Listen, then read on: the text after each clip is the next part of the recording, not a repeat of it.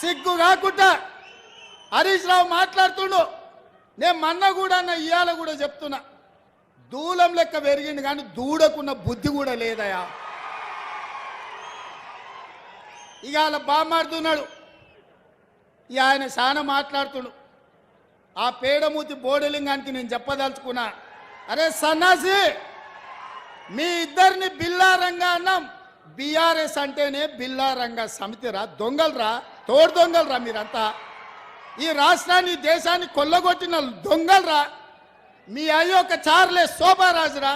ఈ రాష్ట్రాన్ని దేశాన్ని అంతర్జాతీయ స్థాయిలో పరువు తీసి కాళేశ్వరాన్ని కూలగొట్టి మేడిగడ్డ మేడిపండై అన్నారం ఇవాళ పగిలిపోయి సుందిళ్ళ సంకనాకడానికి పోయిందిరా. మీ పాపాల పణ్యమే.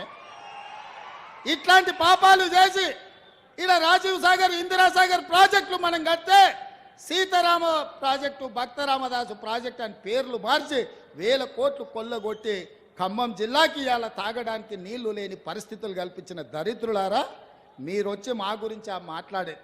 ఇక మీ జిల్లాల వాళ్ళకు చపరాశి ఉన్నాడు, ఒంటికన్ను శివరాసన్. ఒంటికన్ను శివరాసన్ ఎవరో తెలుసు కదా మీ జిల్లాల. మరి ఇప్పుడు ఆయన ఏడున్నాడు, అంతకుముందు నీలిగిండు, మన వాళ్ళ మీద కేసులు పెట్టిండు ఇవాళ.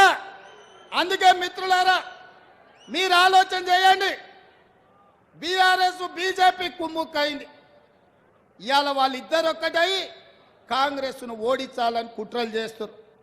బీజేపీ వాళ్ళు 9 సీట్లు ప్రకటించారు. బీఆర్ఎస్ వాళ్ళు ఆ సీట్లలో అభ్యర్థులను ఎవరిని ప్రకటిస్తలేరు, ఎందుకంటే వాళ్ళు పోయి ప్రచారం చేసుకోవాలి. బీఆర్ఎస్ వాడు కూడా 4 సీట్లు ప్రకటించాడు. ఆడ కూడా బీజేపీ వాడు టికెట్లు ప్రకటిస్తలేడు. వీళ్ళ అవగాహన ఎట్లుందో చూడండి. ఎందుక నామనాగేశ్వరరావుకి టికెట్ ఇవ్వవా? ఖమ్మం జిల్లాలో ఎందుకో ప్రకటించలేదు? ఎందుకు ప్రకటించలే? నీ పార్టీ దిక్కు లేదా?